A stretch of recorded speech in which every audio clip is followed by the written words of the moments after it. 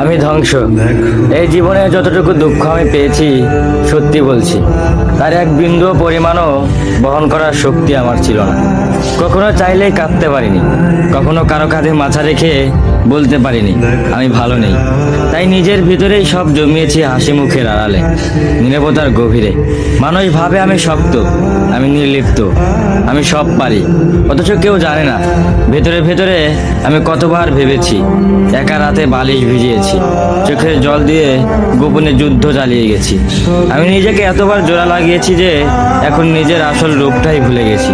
কখনো ভাবিনি হয়তো এই দুঃখগুলো সামলে নিতে পারবো, হয়তো সময় ঠিক করে দিবে সব কিছু।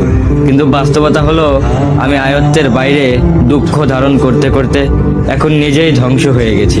এখন মনে হয় আমি নেই, আমি কেবল এক ভাঙা মানুষ, যার ভিতরে অনেক কথা জমে আছে কিন্তু শোনার কেউ নেই।